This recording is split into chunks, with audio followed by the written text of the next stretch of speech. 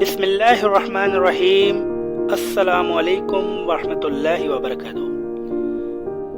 روس یوکرین کی جنگ خاص طور پر یوکرین کی تباہی کی وجہ بنی ہے۔ روس ایک ایک کر کے یوکرین کے سبھی بڑے شہر تباہ کر رہا ہے۔ یہ جنگ 2 سال سے جاری ہے، لیکن اس جنگ کو روکنے کے لیے کوئی بہترین حل نہیں نکل سکا۔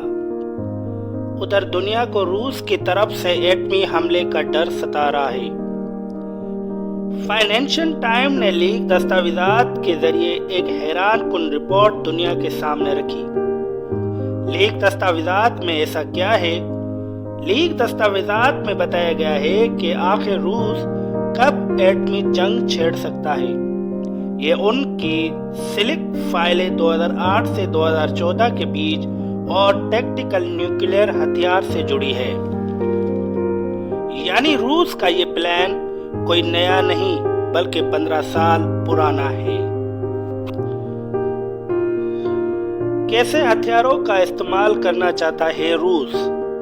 دستاویزات کے مطابق روس جن ہتھیاروں کا استعمال کرنا چاہتا ہے وہ صرف شہروں یا سمندر میں دشمن کے بحری جہازوں کو تباہ کر سکتا ہے، جن کی رینج 1000 کلومیٹر تک ہوگی۔ یہی نہیں، ان دستاویزات میں یہ تک بتایا گیا ہے کہ کتنا نقصان ہونے پر روس ایٹمی ہتھیاروں کا استعمال کرے گا۔ اگر روس کے 20% لڑاکا سمندری جہاز ختم ہو جاتے ہیں تو وہ ایٹمی ہتھیاروں کا استعمال کر سکتا ہے۔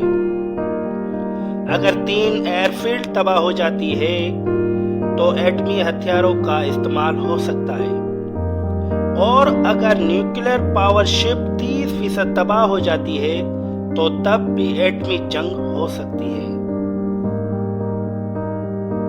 روس کو چین کے حملے کا ڈر۔ روس کو چین سے حملے کا خطرہ لگ رہا ہے۔ ایسے میں چین کو روکنے کے لیے روس ٹیکٹیکل نیوکلیئر ہتھیار تعینات کر سکتا ہے۔ حالانکہ دونوں ملکوں کے بیچ نو لمٹ پارٹنرشپ ہے اور دونوں ملکوں نے اپنی دفاعی طاقت اور معاشی حالات کو بہتر کرنے میں ایک دوسرے کا بھرپور ساتھ دیا ہے، لیکن روس کا پرانا ڈر اب تک قائم ہے۔ جوکیو ٹی وی کو سبسکرائب کرنا مت بھولیں، ویڈیو کو لائک کریں، شیئر کریں اور کمنٹ سیکشن میں اپنی رائے کا اظہار ضرور کریں۔